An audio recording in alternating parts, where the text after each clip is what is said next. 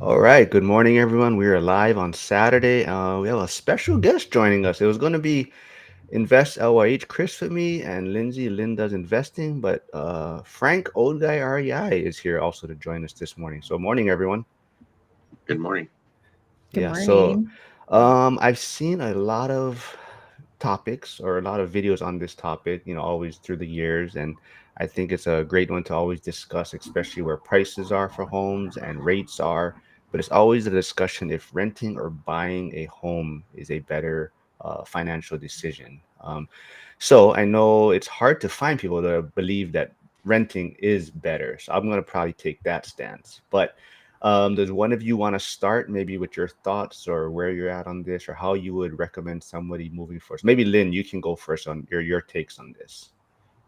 Yeah, it's funny that you say that it's hard to find people that support renting versus buying, but that's all I see for some reason on YouTube and TikTok. And I follow a lot of, financial, especially FIRE people, financial independence retire early, in which they concentrate all of the investments in the stock market and diversification in the stock market. But they see real estate as the less worthy investment per se. And then so I don't know if it's because the bigger influencers are pushing for this new narrative of like maybe if you live like in high cost of living areas like Los Angeles, New York, renting is better. But I'm here to debate that. And I live in a high cost of living area. I know you live in a high cost of living area. Frank lives in California too. Not 100% sure where Chris is, but we all a building well to real estate and um on the pro side, right? Like there's not just things that you can buy for real estate. Like you can build equity over time. You get a natural appreciation. You get somewhat of a house costing predictability, right? And you also get the tax advantages that people often overlook. So this is just a few Hey, points you of can't mine. throw them all out at once. We have to go by this a little strategically. But I'm assuming, Chris, I know I talked to you already, so I know you are on the side of buying is a better decision. But Frank, I've never really heard your thoughts on this recently. So would you say buying is still the better option? Yeah, well, before you and I spoke yesterday, I that was my opinion that buying is better than renting it. And I was thinking this morning how fortunate we are to be in a group like this because just talking to different people, you get different points of view. And I really liked what you were talking about, saying that like in my area, we compared my home, right? If I had to buy my home today, my mortgage would probably be around 5 grand, and if I rented my house, it would be about three. So if you have um, whatever your goals are, if you save that extra cash, and like you said, you would save the down payment as well, right? Which we thought might be around 140,000. So you put that money to use in a different market, maybe paying. Well, we've paid cash for some properties in St. Louis that were 70,000 in the $70,000 range. So um, that could get your foot in the door as far as real estate investing. And I really, I don't think I'm closed minded, but it really opened my eyes to just get out there and network and talk to people and let them know what your goals are. And there's so many different ways you could do it.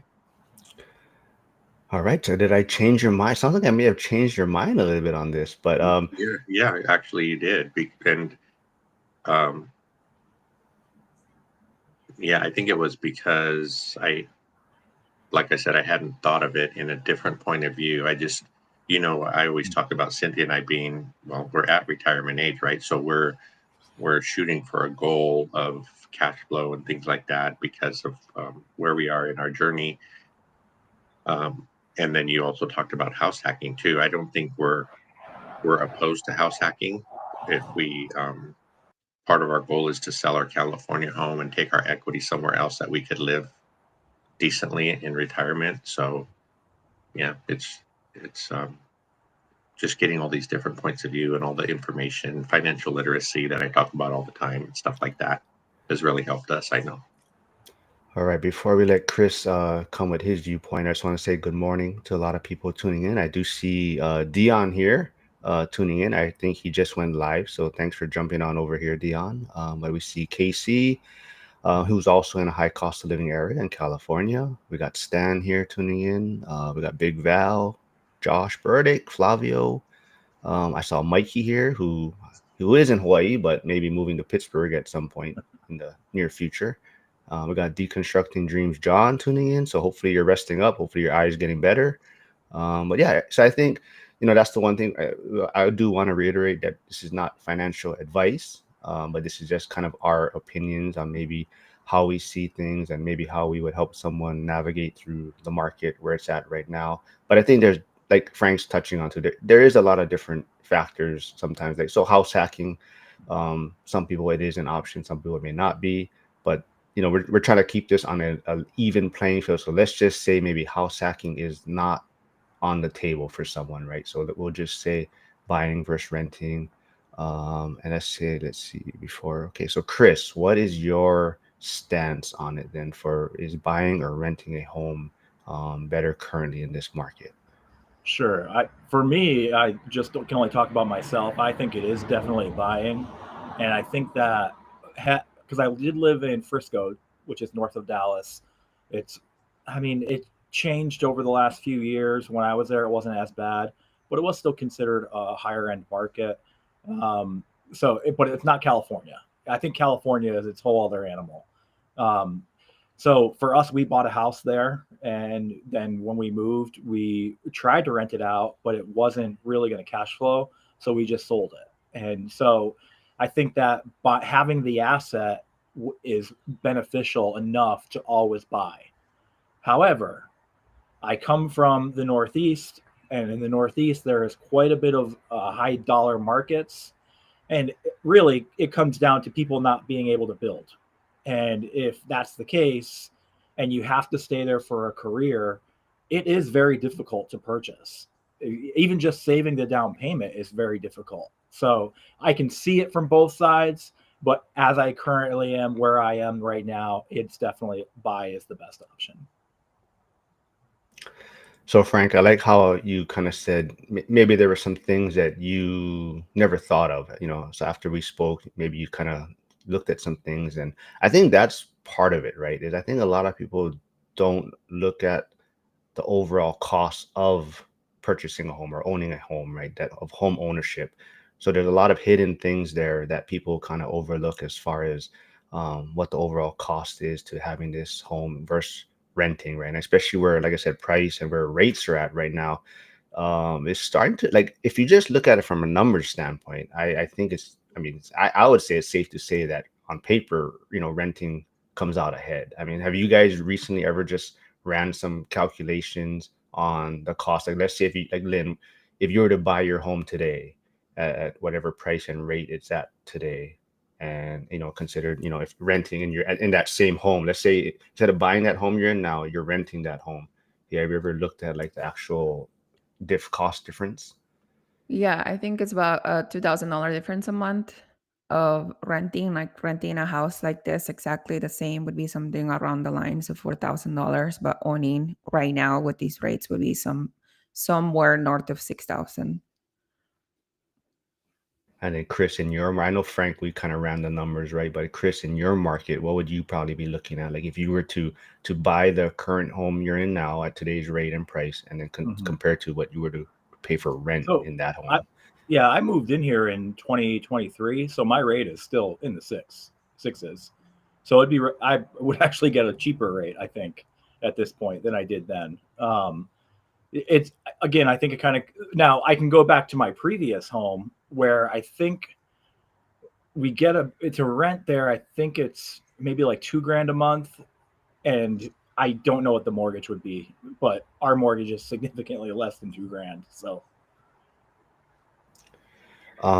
So Frank, after we talked, what maybe stood out for you, like maybe a number or cost that I maybe may have mentioned that you weren't really realizing, like, oh man, I never thought about this type of cost associated to owning the home as far as just renting.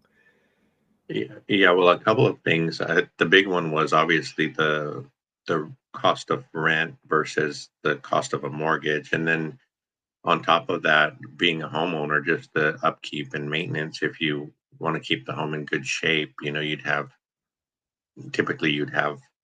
some money spent there each year, coming out of your pocket instead of the landlord doing those things. And I think the other big one that I hadn't thought about, like you mentioned, was the down payment. Like if we had 140,000 saved up to buy a home, we could put it in a lot better use.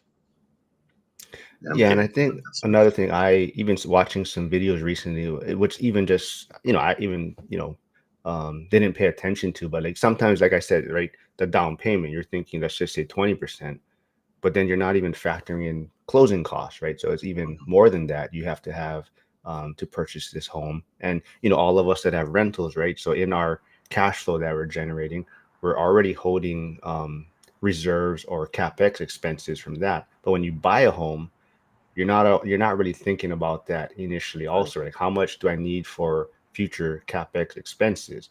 So when you buy a home, you're only thinking maybe 20% down, and that's what I'm going to be paying, and you're not looking at all these other things. And for us buying rentals, there's all these other factors we're considering, but we're actually still doing the same thing, right? We're buying a home, but when we're buying a rental, there's all these other things we're trying to factor in to make sure the numbers work. But for some reason, when we're buying a primary, I don't know. For me, those other numbers didn't even cross my mind. I don't know. What about you guys? I can talk a little bit about that because we when we moved here, um, I I'm a veteran, so I have access to the VA loan. But I already had two loans out in my name under the VA, so I could not purchase with the VA. So I just purchased at 5% down. And the big thing that I thought was going to be a major issue was the mortgage insurance. It was very cheap. It was not at the expense that I thought it would be. And then after a year, we actually appreciated to the point where I could refinance that mortgage insurance out, which was kind of crazy because that was something that I was also told you cannot do. And I'm like, well, they called me and asked me about it. And I said, yes, let's do it. So we did it. And then the other thing about the expenses, because we were moving here and we had never seen the house before we purchased it, it was a flip. I had my agent kind of walk through it. She showed me a bunch of things. It looked pretty good.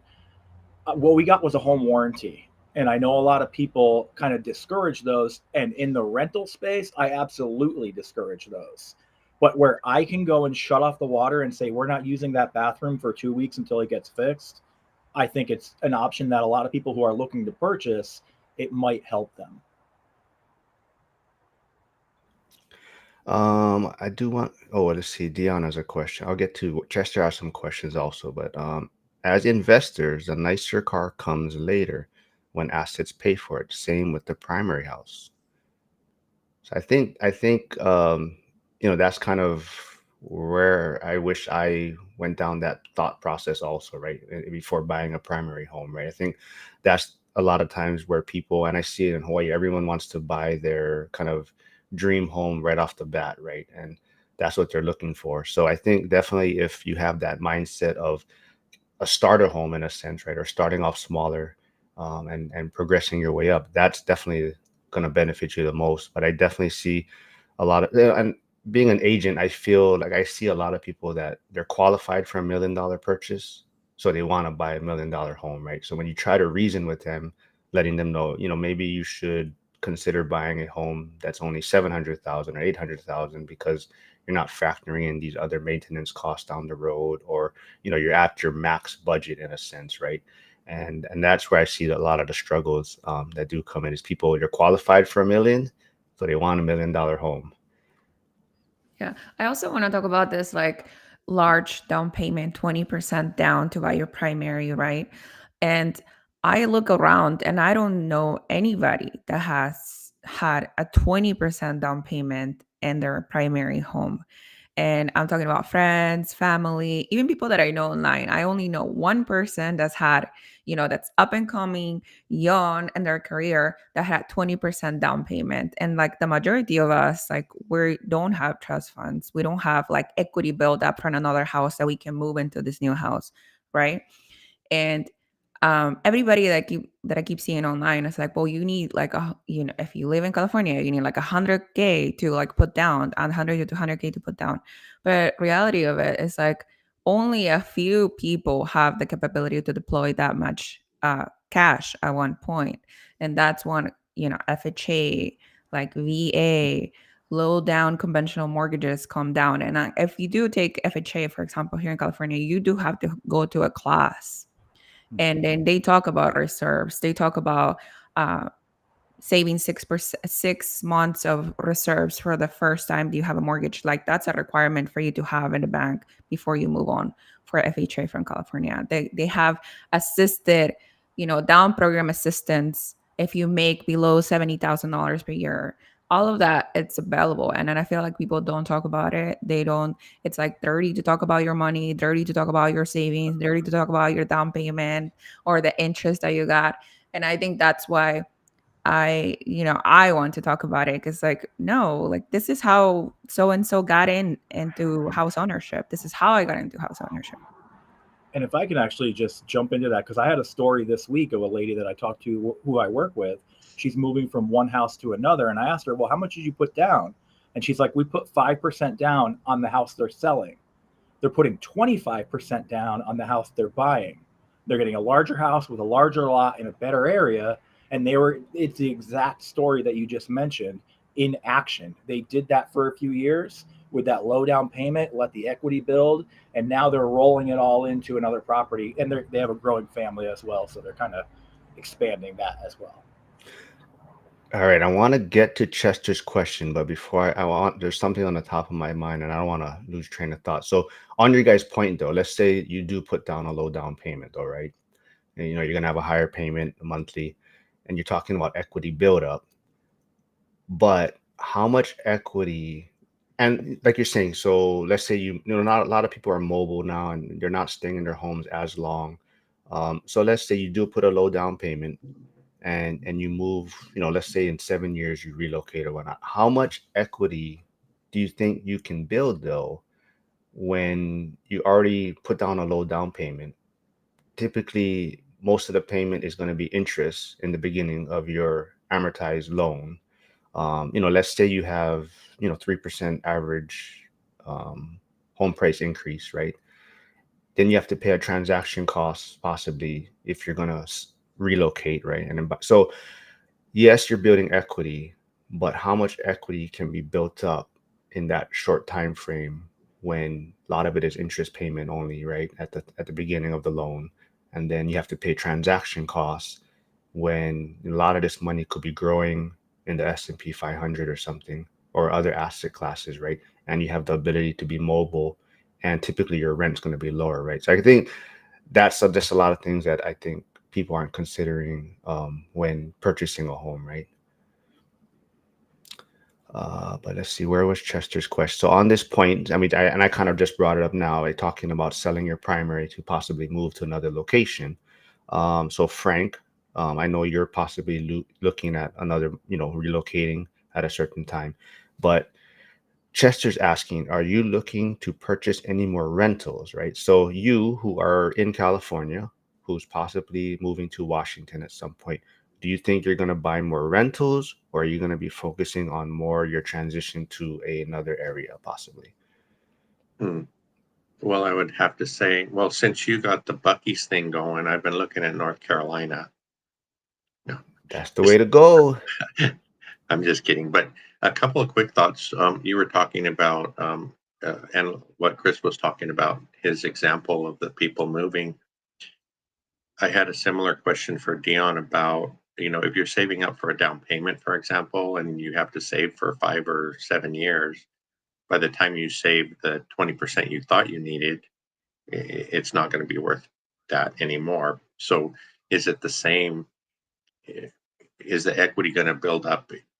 And I know the market, it depends on the market, but by the time the equity builds up, is that going to even add up to what you need to get into the new place? I would wonder. And then for us, we're hoping to continue buying. I have had the thought that it would be nice to be able to buy small multifamily in Washington if we get up there. Um, I I know Dion will probably shoot me, but I think I would still have a property manager because he always tells me, if you I forget how he puts it, but if you don't have a backbone, you need a property manager. And I joke like I'd be driving by the property every week to make sure there's no broken down cars in the driveway or there's not 50 cars in the driveway, things like that. So I think I personally probably need a property manager, but yeah. And also to that point, Cynthia and I, well, Cynthia started drawing on Social Security this year. So we're going to have to get more creative about financing, I think, because of our situation changing there. Off the top of my head, DSCR is probably the biggest option for us. Um, but yeah, I think it would be nice to pick up a couple more before we stop. Dion says you just need a friend with a backbone. And a friend who carries a gun. Yeah, that wouldn't hurt either.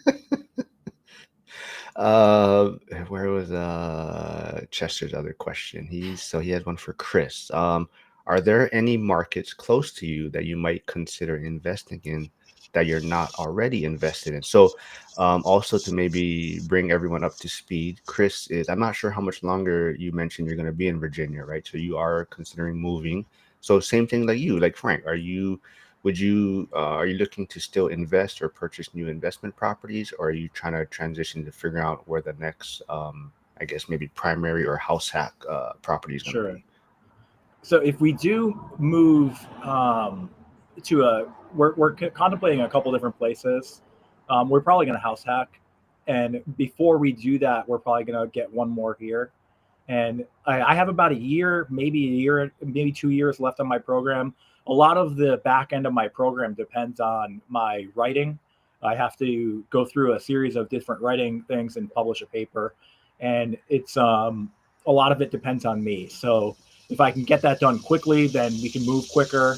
If I don't get it done as quick, then probably stick around. But we're eyeing some houses right now. We have, very similar to many in the ORAC group, we have the searches set on at least 30 days, hopefully 60 days or greater on the market, and we're kind of looking that way. In terms of the places I'm looking at, I have searches on there for the types of properties that I'm looking for. What I'm kind of keeping an idea now is I'm just saving all these addresses, and I'm hoping they fall off the market. At which point, then I can call the owner when I'm ready to move in 1 or 2 years and say, I noticed you had this on the market a couple of years ago. Are you still looking to sell? And hopefully I can get something where they can owner finance it to me, and then I can grow my own backbone and handle all of my tenants. All right. Before we get into Chester's question, Mark, I didn't even answer the question. I would look here in Lynchburg. There's some other areas around here, maybe Christiansburg and Blacksburg, which is where Virginia Tech is, and Charlottesville, which is a little north of Lynchburg. That is very high value. I could not see myself investing there, but in Blacksburg, I definitely could. Chester, thanks. all right. So before we get into Chester's question for Lynn, I did see Stan mention that a lot of times in this topic or debate, when talking about renting versus buying, I always hear a lot of people bring up the idea though that yes, but rent's always increasing, right? And it's your mortgage payments staying fixed.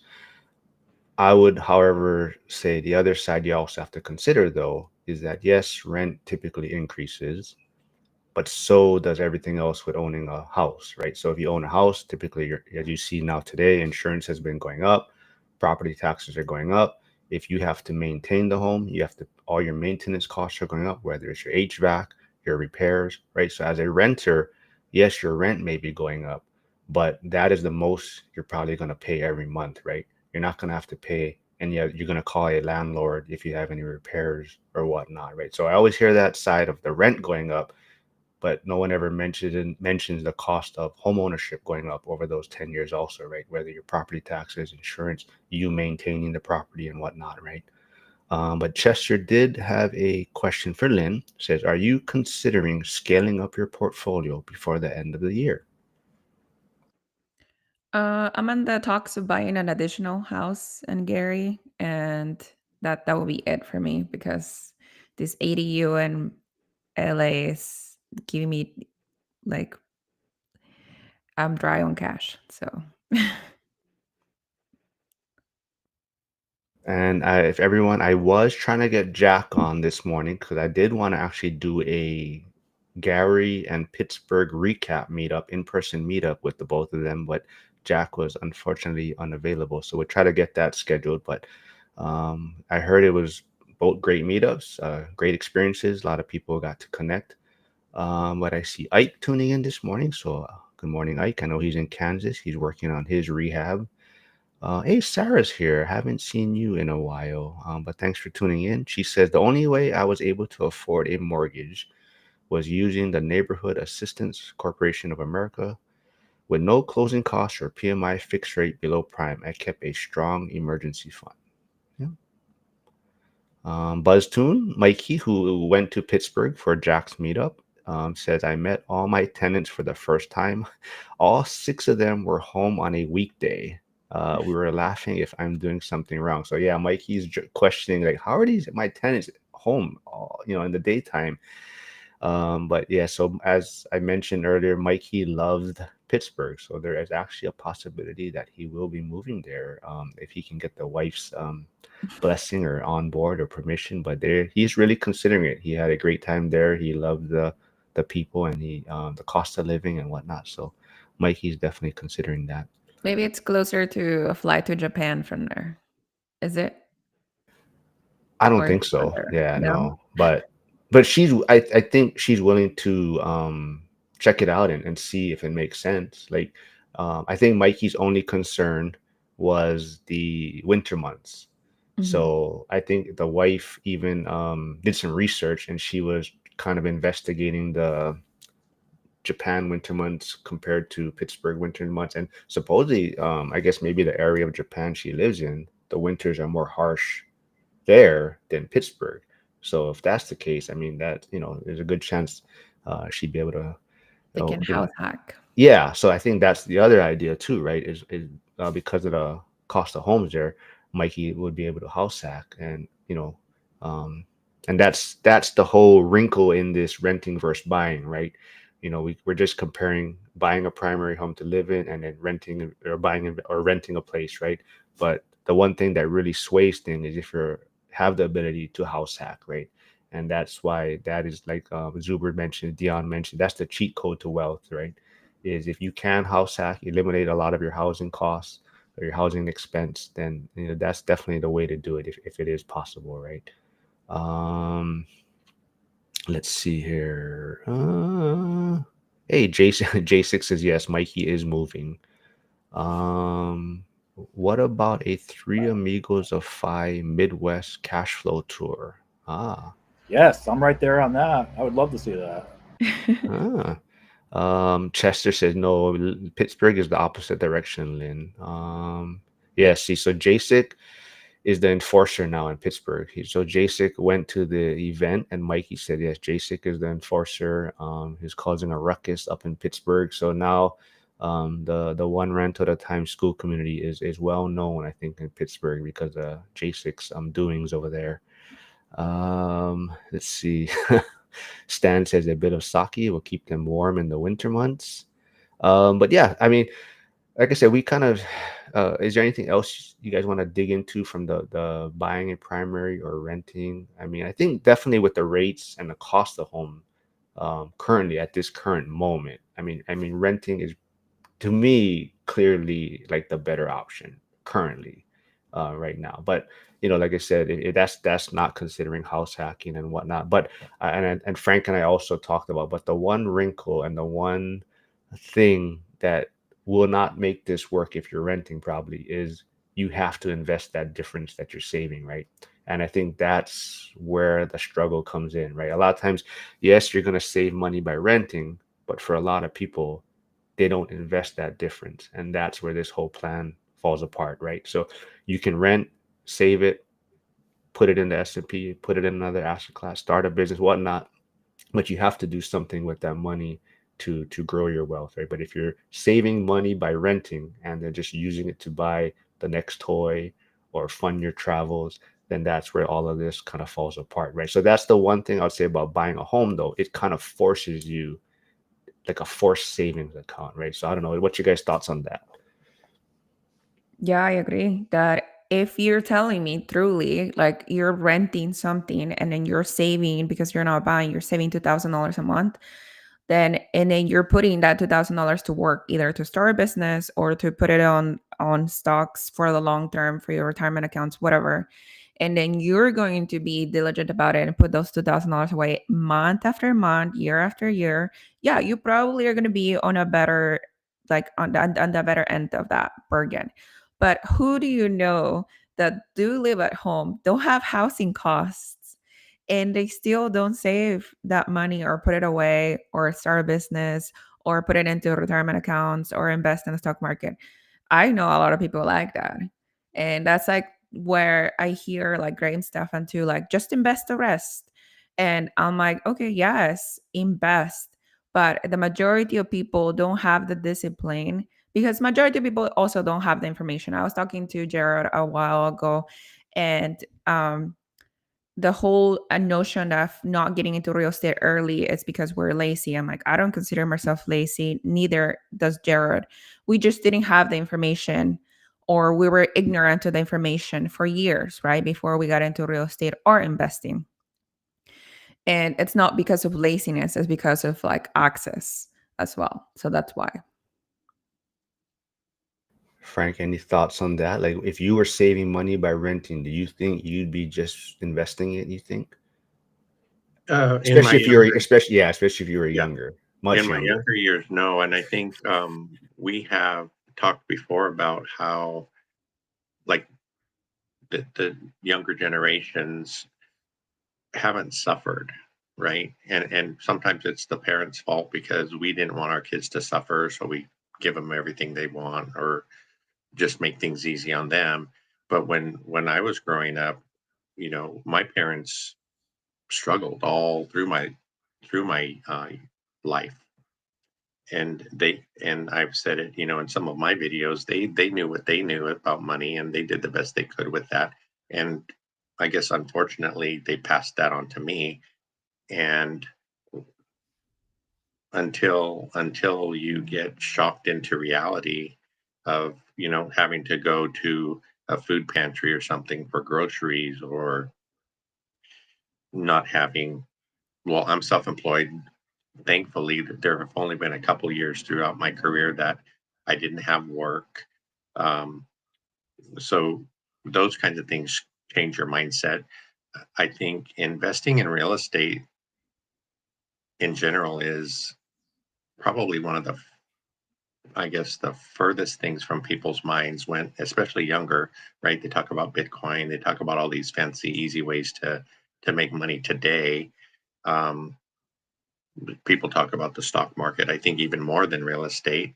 Uh, and once they do look into real estate and realize it's not a simple thing, right?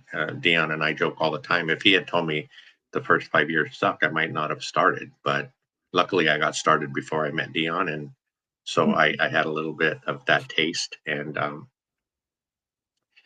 I, you're right. I think for a minute earlier this morning, I jumped on the Gen Z call, right? I never felt like that was a place for me. And when I was listening, those younger people are so smart. Um, and even I think even somebody like me can learn from them. So I it made me think of how much that I missed out because I haven't been able to join like Lindsay's out of state investing call or any of the other calls during the week. Um, but I think that's so critical just to get all that exposure from everybody doing different things. And you think, like she mentioned, Jared, I think I would never ever do rent by the room, but listening to Jared over the last couple of years, certain points come up, right, that you can adapt into your investing strategy. So just keep there and keep learning. All right, so Chris, for you, we're talking about, that's the key to this, right? If you are renting and saving money, are you investing it though? And we feel that's where this all falls apart. A lot of people will save that money but not be investing it, right? They'll be spending it on other things. Like J6 said, yeah, they're investing it in Starbucks coffees and whatnot. So for you, right, if you at a younger age, if you were at this point and you were renting and saving, because renting is much cheaper, do you think you'd be investing it or putting it to good use from growing your wealth standpoint? Well, I didn't, so I could probably wouldn't have been. But now that I kind of have a little more years, a little more experience, I kind of understand that I should have. And I do think that when we moved from Massachusetts to Arizona, when I was in the service, we moved everything in our car. We had nothing. We slept on an air mattress for 6 months. And even as soon as we kind of got our feet settled, we were renting at the time. The first thing we did is we made sure that the savings that we were saving at that time went into some sort of vehicle that I could not touch. And I think that's the critical point is when we think about investing, the first step of investing is saving. But if you save and you have access to it, you can spend it. And sometimes you need to pull it away from yourself. You need to guard yourself from being able to do that. And so we were able to do that for a number of years before we even bought our first home. And then we didn't even use it on our down payment, but we had it just in case something went up. I just want to remind everyone, I put Frank's YouTube channel, Lindsay's YouTube channel in the chat, so go subscribe. Chris, sorry, I forgot your channel. I put your X handle, so go follow him on I haven't X. posted a video in a very long time. That's what I mean. But if you want to learn cash on cash return, look at my old videos. That's yes, the entire reason why I started it. Yes, and Chris actually started a business too, a cookie store before, right? Or cookie business. So I've had a couple businesses before. Yeah. So I have been a serial entrepreneur. I thought that having that brick and mortar business would be the one, and I could not deal with the variable income on a daily and then a weekly basis. And what I said to myself is I need something where I understand where my income comes in. These are my expenses. I need to be able to plan for this over a 6 to 12 month period. And that's where I transitioned everything to real estate after that. And having that easy access to cookies, right? I think you know that I still have easy access. That's a perk. But let's get to Dion's question. Dion says or asks, how has your circle of friends outside of YouTube and school changed since you started focusing on finances? So Lynn, you want to go first? Yeah, I think I answered this question in a past life, and I would say it's decreased significantly. I have moved up on my career too, so that's also been a change. Like I used to work with a lot of people and had a lot of work friends, and now I'm kind of like the director of the office, so that like decreases my circle a lot. But yeah, outside of YouTube and you guys, then yeah, it's decreased significantly. But I think I also have moved away from my circles too. Frank? I would say that I didn't really have any friends. Honestly, I have people that I've worked with. I have a couple of high school friends that we've stayed in touch. They're definitely not kind of in this circle, but since we've been investing, I've made a lot of what I would consider a lot of really great friends. And we joke about that, right? Because I met a lot of you guys on YouTube or Zoom or whatever, and there's a lot of trust there. For some reason, this community are just people we trust. I've had people, if we're maybe we have expressed we're going through a hard time on this or that, they always offer some kind of help. Some have even said, hey, I have money sitting in the bank. If you need it, just call me and, whatever. No interest, no nothing. Just Oh wow.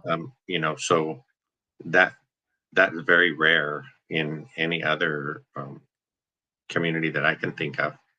Um, and I think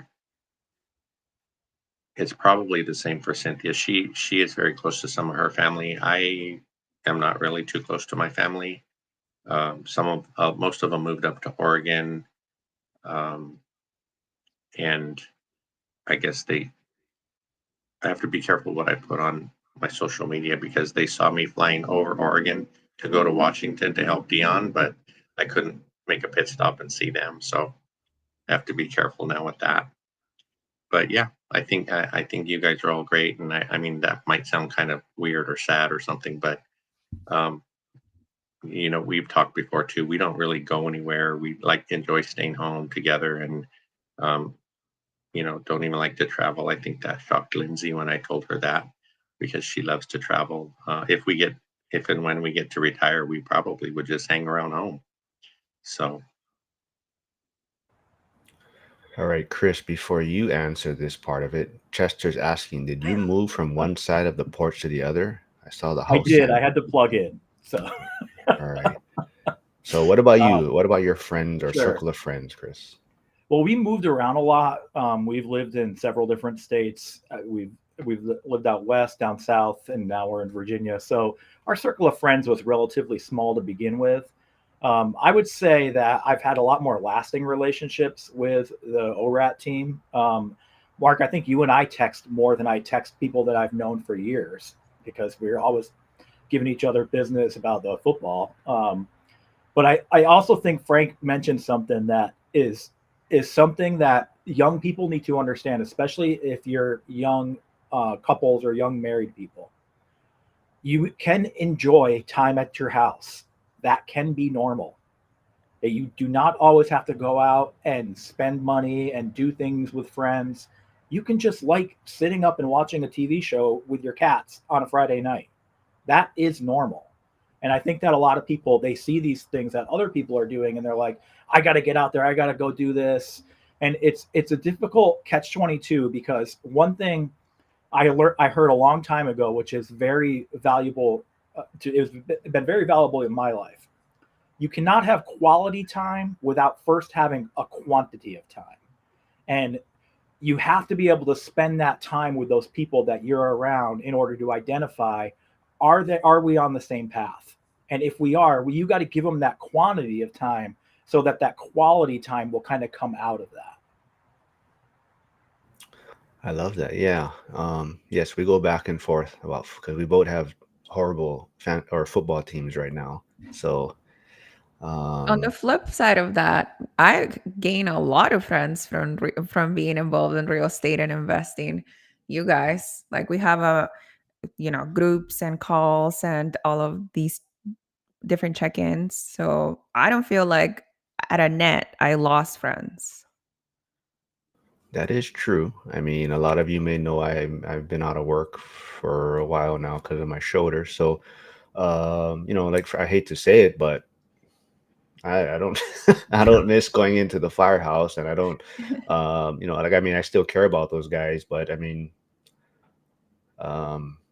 besides maybe fantasy sports and stuff, I mean, I haven't heard from them, right, as far as messaging them back and forth or whatnot. Of course, there's some shit talking going on, but other than that, I mean, like you said, it's mainly this community that you're kind of connecting with and having fun and even like checking in on people, right?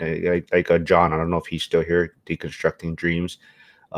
He put in school, he's having an eye issue situation going on, right? So I know he's resting up, and I'm always just messaging him, seeing how he's doing and if he's okay. And he can tune into my lives because maybe my face will help his eye get better. Looking at me, but just checking in, seeing how he's doing and whatnot. But let's see. Yeah, Val. Oh, Val mentioned earlier we can visit North Carolina also if there's this Midwest tour. Go check out. Everyone should come to North Carolina also. And on the way from the Midwest to North Carolina, it's Lynchburg, Virginia. As long as you have cookies. We actually do have a pretty good cookie shop here. It's called Holy Heaven Cookies. It's downtown. It's good. I'm sure you vouch for it, or I'm sure you tried it. But that's an inside joke because I always give Chris crap because his head doesn't fit on the screen, and I have to tell him always sit. No, because he sits so close when I'm trying to edit the videos. I can't fit his head on the reel on the shorts. I need him to sit further back. You know what I say about big heads, I, big brains. yeah, well. Uh, KC says, "I agree, Frank. Trusted friends can find in this community." Yes. Chester loves your brilliant quote. You must first have quantity of time so you can have quality of time. Oh, Chester's going to use that and he's going to save that. Um, John says, yes, the quality of people in this group is incredible. Certainly a different breed that is awesome. And Mark, I just want to add to that. Like, I wish I could do more. Like, I wish I could join the school community. And I know you know this, but a lot of people don't know that I work at W2, and then I have additional jobs on the side where I teach. And I actively hold lectures every week at the college level. And I just don't have the time to do it, but I really wish that I could, because I love everything that you guys are doing in the school. Because when I'm in my W2 job every day, I'm listening to all you guys talk because I see all the videos that you guys do, and I'm like, oh, that's great. Oh, I'm so glad that they talked about that. And you guys probably see me in the comments here. I'm probably under Chris Webb, not Invest LIH, because I'm at work. But I just wish I could be in more integral part to that, and I will be once I graduate. Because on top of all that, I'm also in my PhD program. So once I graduate, I will be able to scale back a little bit and be able to start acting a little bit more proactive in the community. And I can't wait to experience it. Ever since I went to that first event, I mean, all you guys have just been excellent in my journey. And then I see everybody working together in everybody else's journey, and I find that very admirable. All right. Let me go look. Chester says I missed a lot of his comments. So let's see. While I'm looking for that, let's see. What else do you guys want to talk about? Let's see. What else? Is there anything else while I'm looking for those comments? Frank, are you willing to maybe talk about your plans for Old Guy REI that we kind of talked about yesterday, like how you're looking to grow that or what? Yeah, sure. And you asked about other thoughts. I have a lot of other thoughts listening to you guys, but just a quick one. I was talking to Mark yesterday about, and I was going to check in with Dion too, because I don't know if he has, I know he's claimed his domain for diontalk.com, but I was going a step further and trying to, thinking about applying to trademark Old Guy REI, because I think Cynthia and I have been looking at different ways to build different streams of income. I mentioned to Mark that, um, if you're online, you see people selling T-shirts, or we've tried. I don't know if you guys have heard about the letter writing side hustle, but we're doing that, and that has been successful to bring in some extra money. But I was telling Mark, if I'm gonna do, I didn't plan on it, but since I started Old Guy REI, I'm thinking I might as well take it to the max and try to get the most out of it, and not really to be like sounding greedy or anything, but selling Old Guy T-shirts or mugs or that kind of thing, if it ever got popular enough to sell some. But also writing ebooks. We started our channel just as a way to document our journey, because this is our second try at it. We tried in the early 2000s and failed, lost the properties that we purchased. We went through bankruptcy. So all those things, and then we got to thinking, well, if we document it, it might help somebody, right? To say, oh, they did this and it didn't work out, so let me try something different, or let me find someone who did it successfully, that kind of thing. So I think building the brand was never really a thought for me, because I didn't even know how to get on a Zoom call in the beginning, but Lindsay and Mark, we were talking earlier about just trying to get better at that, trying to get better at making videos and that kind of thing, just to grow it into something that might help support us later on. And, because those things do take a couple of years at least to get established and get, it's not overnight. So if we start early, that might be useful in the future. And while you guys were talking, I had some thoughts. The first one about travel, and for me, maybe I follow social media too much and they blow it up, like all the crap that goes on at airports and things like that. And even Dion has said, John's been after that black T-shirt, um, that the travel part is no fun, but when he gets there, it's great, right? So to me, even that little bit of travel chaos isn't worth me going someplace, to Leona Beach or something. Um, so that's one thing. And then we've always talked about how do you get younger people to understand about saving, right? If like Lynn said, if somebody's living at home and they have a job and they're just blowing their money on shoes and ear pods and all that kind of stuff, they're not, and kind of like what we said earlier, they haven't gone through any pain to understand that they should be saving to do better. I my financial literacy was hardly anything until probably my late 40s. I'm thankful that I started learning then, but I wasn't blowing my money on weird stuff. I was just trying to live. But um, just simple things like, how inflation eats your money. Because if you save your money and you put it in, say you put it in Wells Fargo and you don't even know there's such a thing as a high yield savings account. And then you learn that even a high yield savings account isn't making you any money because inflation's eating it while it sits there. So all these different steps. And if you try to talk to a younger person about that, they're just going to like, man, I don't even want to hear this. I'm going to go, to Jack in the Box. So, So that's, that could be a great question we can kind of dig into a little bit. So, like the younger people, like you said, it's hard to get them to maybe listen or understand what you're trying to explain to them. So do you think that's why sometimes it's good to show like the social media people that are showing the flashier lifestyle or the travels that they're able to do because of their financial freedom, right? So it's like that's how to get these younger people to like, oh, look what he's doing, or look what they bought, look what kind of car they bought, So that's kind of the struggle sometimes I have. Like Frankie saying, you're trying to help these people, you're trying to explain what you're doing or what, maybe this option is better.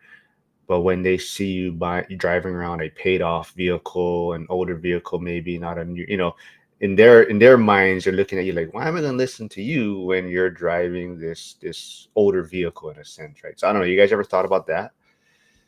I think that social media for a long time became very manicure. Like everything was just, the big trips, the big like luxury cars, that my day in a life or whatever. And then everything is like perfect, right? You wake up at the right time, you make the right meal, you go on your nice car, drop off your kids and everything. But I think now I've seen like a change of showing what's more like actually happening day to day. Like not every day is uh, ideal, perfect. Like there's more content about just my regular day. How do I minimalize my expenses? Like that's kind of like the content that I seen a little bit more of, not enough, I would say, but a little bit more of. So I think when you Frank or you Mark or Chris, you go on social media and then you talk about your struggles alongside your wins and your opinions, maybe somewhere like debatable opinions as well, then people connect with you more, right? People are like, oh, he's just like me, or she's just like me, or she's doing it, or I'm a nurse too, I'm a firefighter too, I'm a contractor too, I'm a 1099 worker too. Like this is one they see the benefit of recognition, because recognition, representation matters. All right, before Chris answers, since Chester said he had to type so much on his phone, he wants me to read off all these areas that should be part of the tour. He says maybe something like Buffalo, Pittsburgh, Cleveland, Detroit, Milwaukee, and Gary. Maybe split them up 2 by 2 over the course of a year. Then he also mentions at Val, yeah, a Southeast tour also makes sense. Something like Raleigh, Durham, Charlotte, Charleston, Atlanta, Metro Atlanta, Jacksonville, Tampa, and Orlando. Yes, that is a lot of typing to do on your phone, Chester. So yes, I'm sorry I missed it. Um, but Chris, what about you? I know you're not as much on social media. I know you have a lot of cat videos going on, and I'm not joking. He does, he does have a cat. He has a cat I have Instagram 2 page. cats. No, but do you have a page dedicated to your cat, which Chris No. does? I think I post there more than ever. See, you honestly. guys think I'm making fun of him, but he has a cat Instagram page. Well, what happens is Rachel's like, you have to post this because he looks cute, the cat. So I'm like, okay, just send it to me, and then I do it real quick. It's funny because when I had the cookie shop, a couple of the girls that worked for us showed me all these hashtag things that I should use, so I use them still.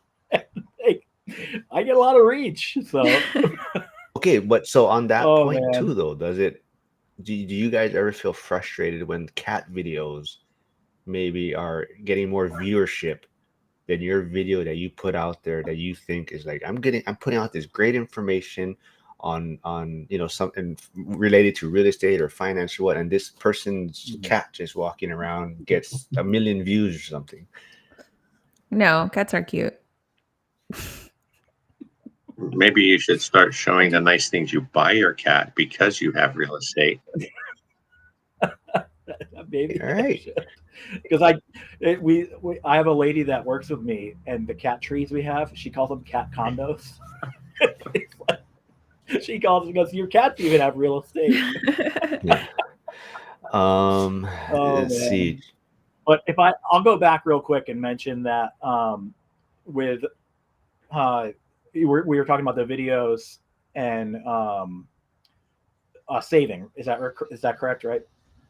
So I do think that sometimes when we search for things online, we kind of do that. It's like the short search, real estate Lynchburg, and they'll find like a bunch of videos. But eventually they're going to say, man, I really want to figure out if this is a good investment. And I learned about cash on cash. So let me search real estate Lynchburg, Virginia, cash on cash return. My video will show up. And it's really for that person who is actually at the point where they're going to stop just kind of educating and watching and start acting. And I think that's, if I'm not mistaken, that's kind of what you were looking for. Is that right, Frank? Yeah, I think I was happy to see, I think it's Zuber and Bill Torrance. They go into high schools and speak to high school students and things like that. And I was asking Zuber, how many people actually ask him questions or seem interested in what he's talking about. And he's had a couple, and I think that's really special. I think because I've tried it with whoever I know, and there's no interest, or maybe they ask a couple questions and then realize it's 5 or 10 year journey. And like Lynn was saying earlier, a lot of I always have to keep my age in mind, but when I see YouTube videos or something with the guy pulling up in the Lamborghini, I just swipe that right away, right? Because it just turns me off. But most of the young people are, how fast can I get it, right? And a lot of, not just the younger people, but into their mid 30s, 40s, are thinking 5 or 10 years is way too long to sacrifice to have the freedom. Like I think John mentioned it in the comment, right? Younger folks, it's hard for younger folks to understand being boring for a decade could mean they can enjoy the rest of their life stress-free. And I mean, even with that thought, people, like I said, he mentioned stress-free. A lot of these people haven't had any stress, so they don't have anything to push them. Yes, and John makes a great comment. Then he makes a stupid comment about dogs rule and cats drool. So he got, but What do you want to be like one-sided? It's like dogs and cats can be beautiful. Like I have one dog, two cats. They're equally as cute. But Chester does mention money market accounts is someplace to put. Beats high yield savings account with a stick. High yields. Oh, wait. Okay. Beats high yield savings account with a stick. Let's And that's see. true, but how do you get a younger person to put their money in there thinking, you know, I think it would be good if they could give it a chance and just leave it in there for a year or two and see what it does, right? And realize I didn't have to do anything, and I just put $1,000 there, and now it's 1,500 or whatever it might be. But they don't even give it a chance. But I think for your first shirt that maybe you should try to sell for money or profit, or it should be Chris's quote.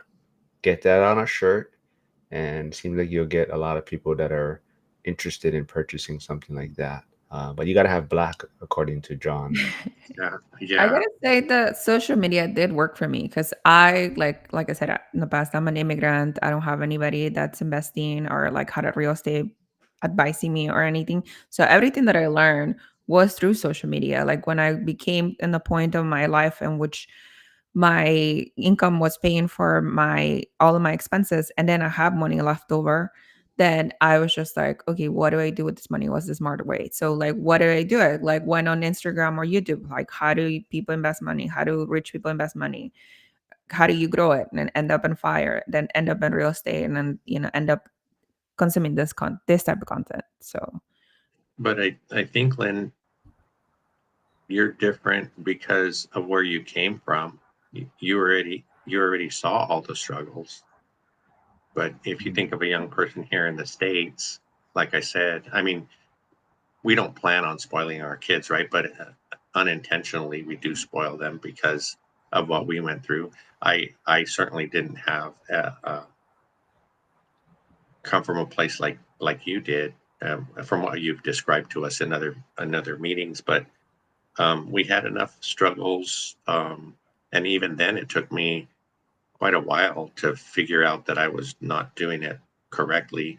In my mid 40s is when I got scared because I was self-employed all this time, didn't have anything saved for retirement, and then retirement pops into your life because it's not too far away.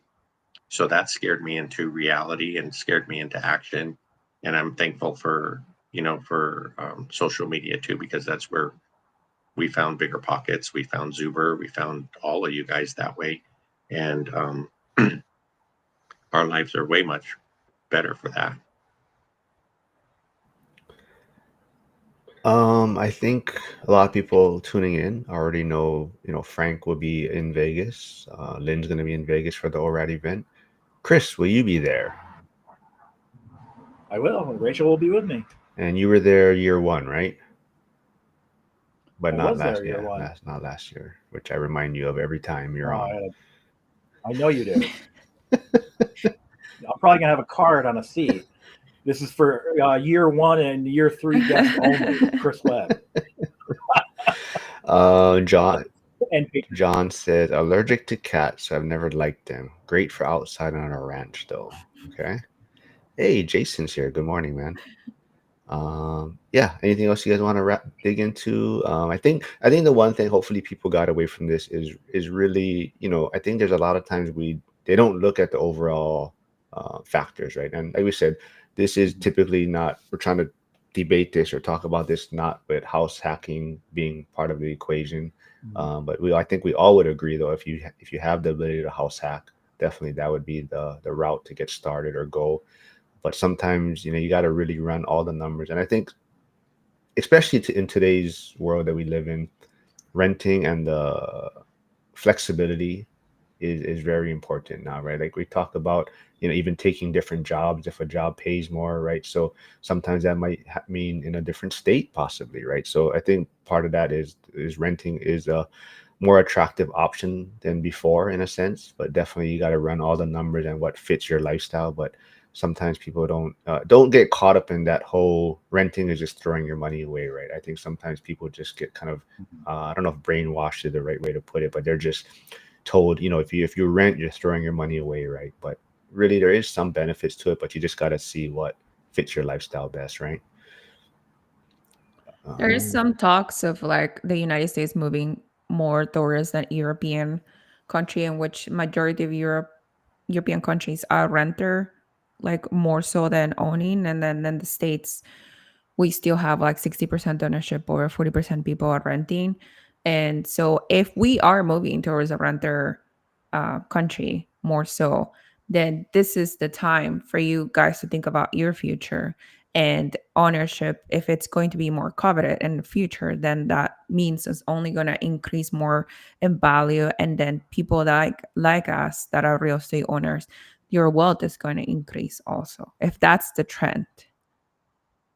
yeah, great point. Um, John says, I have completely lost track of all of these generational names. Personally, I just try to help anyone regardless of generation, gender, or affiliation. Yeah. Yeah. Because, Chris, what generation are you considered? I have no idea. Because, Lynn, what are you? You're a millennial? Are you a millennial, Lynn? Yeah, millennial. What is the millennial years? I don't even know. I think it's like 93 to like 2000. Oh, I'm definitely not a millennial then. Well, I wasn't going to say you were. I definitely knew you weren't, but I was trying to be nice. What If you year were could. you born, Chris? 80? I don't know. Gen Xer, right? Yeah, I think you're right at that. Actually, you might be. Wait, what is after Gen X? Is it millennial? Yeah. You might be a millennial. You're right at that cutoff. Yeah. Yeah, you're like that guy that stayed in college too long. Was It it says Gen X. Gen X, Gen okay. X, 1980. Yeah, Oh. Gen X. Oh yeah. See, well, Chester says 82 to 2000 is millennial. Oh, so I just missed it. I think my Okay. generation fell off the chart this year. So tail end of Gen X, yes. All right. Well, I don't know. They do say they save the best for last, Oh, right? boy. Hey, Troy is here. He's in 70, so he's a Gen X, yes. So I'm a Gen X. Frank's a boomer. Oh, what are you, Frank? Are you? You're a boomer, right? Yeah. I forget 58 to 60 something. So Something like Lynn that. is the only millennial, the weak generation, as they would say. Or now. What? We're all going to therapy because of you guys. So thank you very much. That is, yeah. Well, anything else you guys want to say before we wrap things up? It's always fun. I'm glad you snuck in. Hopefully, like I said, Yeah, appreciate the invite. Thank you. yeah. Anything else, Chris? I know you're busy, like you said. I don't know. That's one thing I was going to mention too, is like how busy Chris is. You know, it's hard enough. I think I was lucky working for myself, and Cynthia and I were talking about that the other day, because I had time to deal with the real estate, you know, and all of the time it took to do that to get where we are today. But I don't know if it's ambition, but even if somebody, a person living at home, for example, again, has a lot of free time, but wouldn't start doing this kind of thing. The first 5 years sucking is real. Dion talks about, you know, so we all get this thing in our head. Okay, 5 years. As soon as 5 years is over, I'm set. But the decisions we make along that 5 years could extend it, you know, or it could shorten it. And I'm sorry, these are just thoughts that pop into my head, but the people are busy. You know, we talked to Jen and Kenny, and they have the 2 young girls, and Jen's job is really demanding, but they've managed to do it. I think so I know it can be done. It just depends on how bad you want it, you know. And I have to say, Lynn, I think you probably you're pretty passionate about what you're doing and trying to help other people. I think when you have your event, we'll all be there. I was gonna ask you, Frank, because like I'm trying to decide to go on my own, like be my own employer next year. And so me coming from years of working a W-2 and having that steady paycheck, like since I can work since age 16, it's such a scary thought that everything now it's going to be just down to me, like my own effort. I was wondering, like, in the first few years of you working for yourself, how did you manage like that S-centered, like Chris mentioned, like that variable paycheck that was up to you? Well, yeah, well, it's been a challenge for me all through my career because, when you just talk about construction and contractors, you think they make tons of money. That hasn't been the case for me. I have, um, and sometimes when I've had to put together something for the banks to get our loans and things, my income isn't consistent.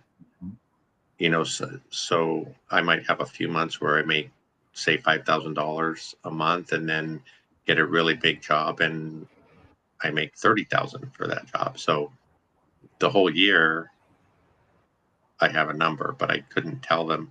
Sometimes I'm afraid to let them see January, February, and March because the income was so low. But then towards the end of the year, we make it up. I think it is tough. I think maybe where you might have a little bit of advantage, because we had two daughters at home, and Cynthia and myself, so we were having to support the family. I know you have your boyfriend. I'm not sure if you guys live together or not, and you have a fairly expensive mortgage compared to what we have. I think getting your name out there sometimes can be a challenge to get clients, on your own, unless you have some kind of I don't know if there would be a process in your profession that, I mean, because you can't like steal clients, right? You can't just say, "Hey, I'm starting my own business. No, I Come on cannot. over." Yeah, things like that. So I think that might be probably the biggest challenge is just getting established. And for us, there are different insurances and stuff, of course. Like we have liability insurance, we need workers' comp, those kinds of expenses. Um, and a lot of people think, it's nice to be your own boss, but you are the one answering to everyone. You like for me, I get all the complaints, or I have to, if I have somebody working with me, I have to worry about them and how they're conducting business under my name, things like that. Maybe you won't have that, but um, I think once you get established, and then you can kind of set your schedule, give yourself a little free time when you can. And especially with what you do, I think it seems like it might be a bit stressful at times. Um, so I don't know if any I, of that helped. I want to say good morning to Michael tuning in. He is new. He just joined school. So those of you that are still here in the school Oh, community, go welcome Michael on the school community side. But he does have a question. He says, "My family is ready to buy our forever home. We would then have two rentals that would barely break even. Is it worth working a second job in order to secure forever home and have some reserve?" And then he says, referencing prices going up if interest rates drop and losing opportunity. Do one of you guys want to touch on this? There is some responses in the chat, Michael, from Chester and John, looks like. But does Lynn or Chris, do one of you want to kind of maybe give your thoughts on it? excuse me. I'm dealing with a bit of a cold, so sorry, guys. I'll talk to him about that. I think that it is personal too. Like you really have to evaluate it with your family, um, and if you plan for it. I mean, we listen to Zuber, we listen to Dion, we listen to Matt, Mike, everybody. Whenever Zuber pulled money out of one of his for a HELOC, he would have a plan to pay it off in so many months. So if you had to bring on a second job to secure it, plan and make sure that plan is implemented correctly. But again, you kind of just have to verify that with your family. When I went back to school, the reason why I left the workforce and went full time back to school is because I tried going to school while working, and I got home at the end of the week and I didn't even know who Rachel was anymore. And I said, this is not working. If we're going to do this, then I either need to select work or school. And then that's kind of how I went back to school in 2016. You kind of got to make that decision with your family, and just what you should do is kind of take a look at what I do sometimes in these tough decisions is I draw a line down the paper. I think they call it the Franklin close, right? All the good things about it, the pros on the left, all the bad things, the cons on the right, and just look them up and see which one kind of gives you a better idea of, is it a good decision? Is it not a good decision? Yeah, I think buying a forever home is more of an emotional decision than a financial decision. And I think you're trying to like move the two together. Like, I want to do a good financial decision and I also want to live here forever.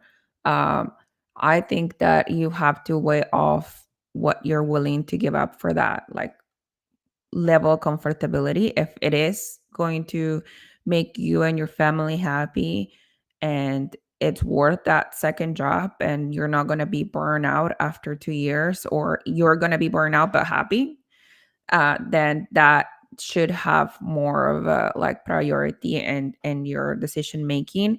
But if you are not sure that this is really worth a squeeze, right, that is going to take, because once you take a second job, maybe it's going to take you away from your family, maybe you'll have less time for your children, and then how do you value that more so than spending that time with your children, right?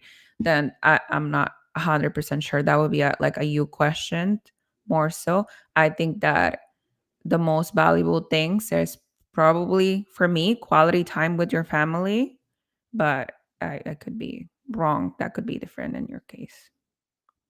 Maybe you want a safer environment for your family. Maybe that forever home comes with a better neighborhood.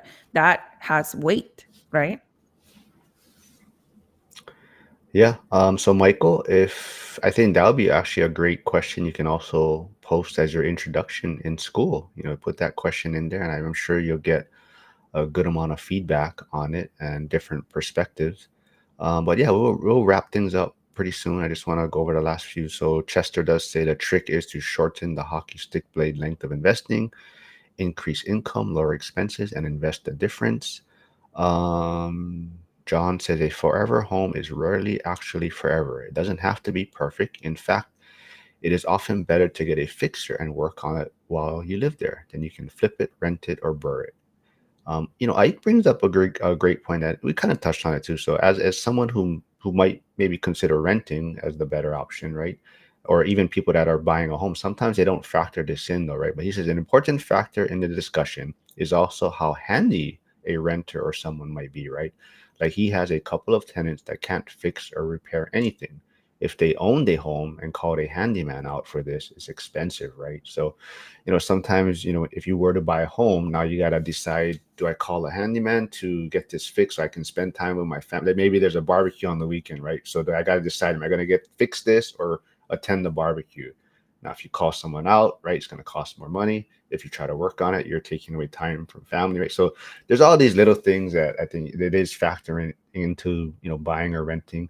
But yeah, that's a great point, Ike. But John also mentions I would On the never. flip side of that, if you're renting, you cannot really just do anything that you want in your rental place. Like if you paint, you have to paint back. If you make holes in the wall, you have to pay for it. Like when you move out, like you can't change the flooring or the layout or the kitchen or anything like that. True. Yeah. Yeah. They said there's so many things that people don't really think about though. They just look at it from they're told that they're supposed to buy a home though, right? Or have home ownership. So I think sometimes they don't look at the overall picture. But John does also mention I would never allow tenants to make repairs anyways. They are terrible and it results in a higher expense to tear out the garbage they did and repair correctly. Troy says the first 5 years, I feel you should work hard to create reliable systems that operate your real estate investments. Learn how to do all the necessary functions to make your real estate successful. Troy says you're going to learn. And actually, can I just jump Yep. into that one too? Because I think we talked earlier about property managers, and I've gone through 3 in a calendar year. Nothing will make you become a better property manager and get a backbone, as we were talking, as much as poor property managers that you hire. Because now, like, I had a lady the other day, she sent me a message. She's like, I think the rent's going to be late. And I sent her back the lease, and I said, okay, 10%. Because I just went right for the lease. And I learned that from Dion. But my old property manager would be like, he'd come back to me and talk to me a little. And I'm like, okay, well, what do you recommend? Well, now I'm the one doing the recommending. So Michael does say exactly. Safer neighborhood is primary concern. Just wanted others' input, so thanks.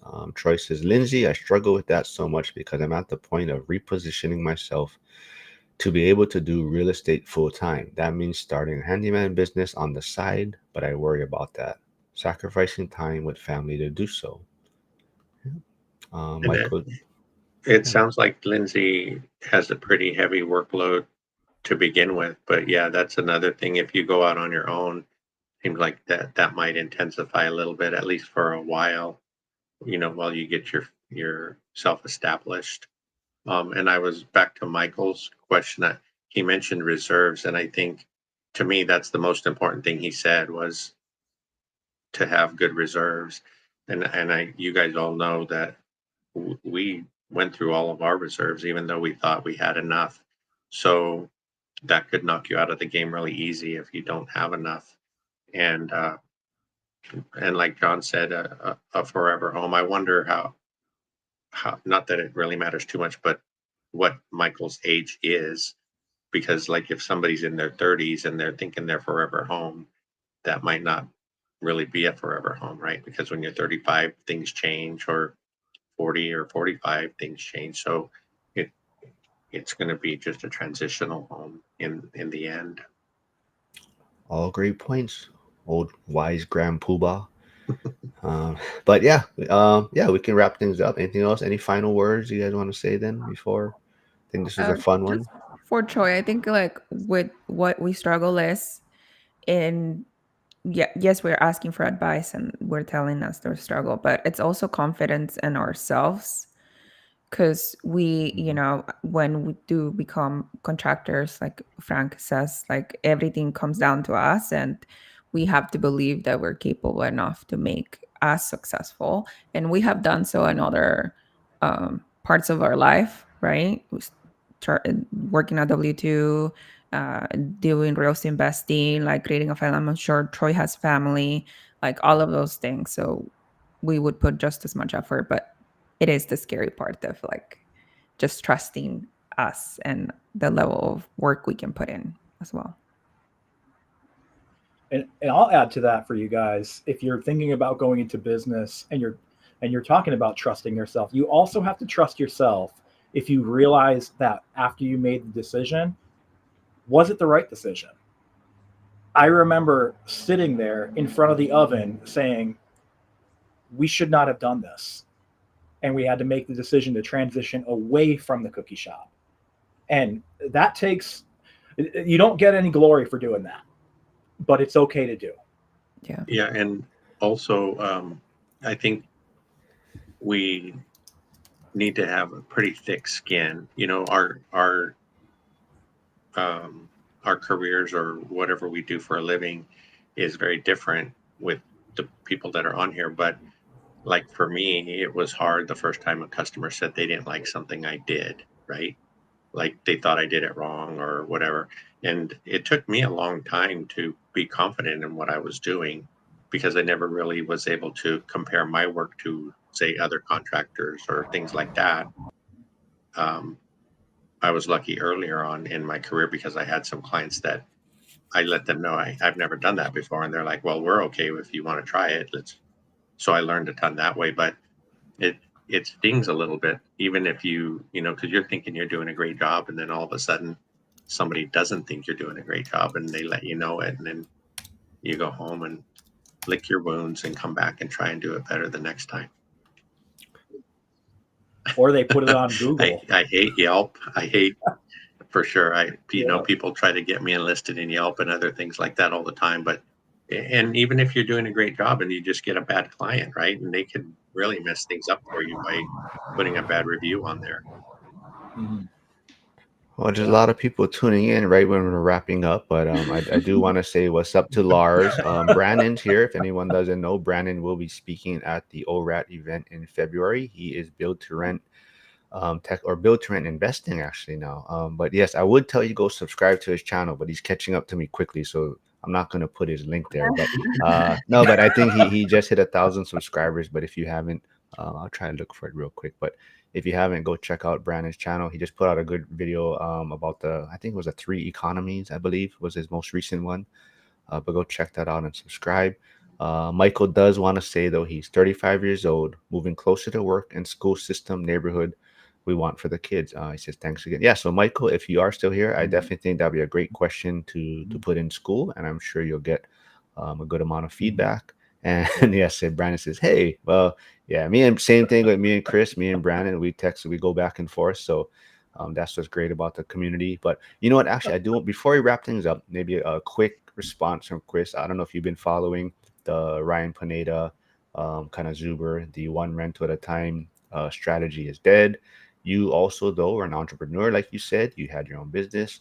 In your mind, would you go the one rental at a time model, or would you start a business? Oh, yeah. For me, I would definitely do one rental at a time. Mine, and the thing, it comes down to income for me. We can easily identify the income for a rental. I mean, my cookie shop was in the highest median income of all of the cookie franchises that were in my franchise. Yet we had significantly less sales than a lot of the other places.